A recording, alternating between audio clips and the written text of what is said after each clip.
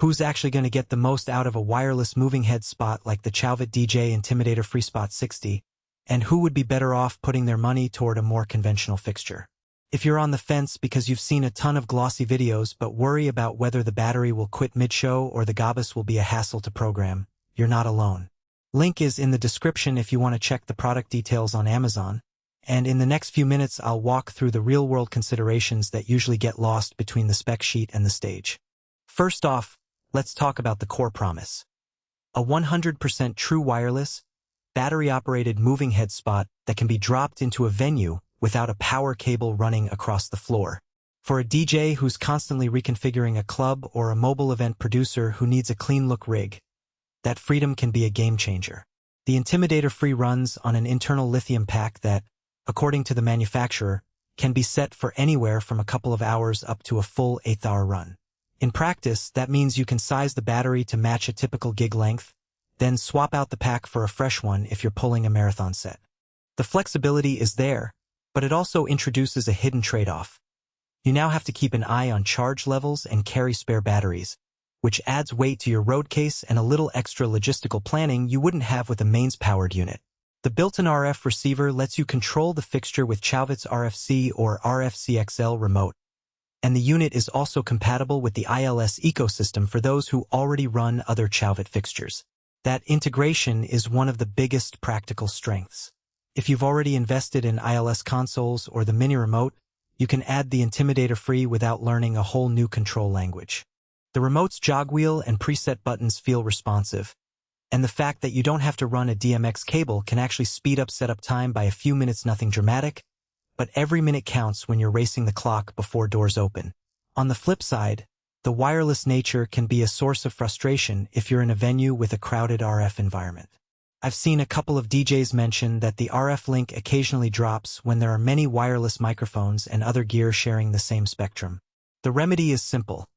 Switch to a less congested channel on the remote, but that does require a bit of troubleshooting that a newcomer might not anticipate. It's a small thing, but it's a hidden cost of going wireless. Now, let's think about the actual light output and gobos. The Intimidator Free Spot 60 projects a crisp beam that can fill a dance floor or highlight a performer from a distance. The motorized focus lets you fine-tune the sharpness, which is handy when you're moving the fixture around the room and need a tight spot one moment and a softer wash the next. The gobos are interchangeable, and because the focus motor is precise, you can project intricate patterns from as far as 30 feet without losing definition. In a small club, that means you can throw a starburst or a logo onto the back wall without needing a second fixture. In a larger outdoor event, you'll still get a clean image, but you'll likely need a higher lumens fixture to compete with ambient light. Who should buy this? If you're a DJ or mobile lighting contractor who regularly sets up in venues that either lack sufficient power outlets or where running cables is a safety concern, the Intimidator Free makes a lot of sense. It's also a solid choice for wedding or corporate events where you want to keep the rig lightweight and quick to install, and you already own or plan to own other ILS fixtures. The battery runtime flexibility and the ability to control it with the same remote you already have can shave off hours of wiring and testing. Who should skip it?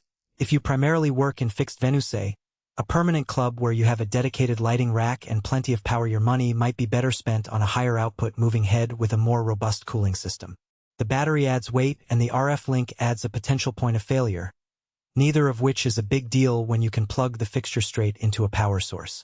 Also, if you're a hobbyist who only does occasional small gigs and doesn't want to manage spare batteries, the extra cost for the wireless capability may not be justified. Let's talk pricing. The Intimidator Free sits in the mid-range for moving head spots, not cheap but not at the top end either.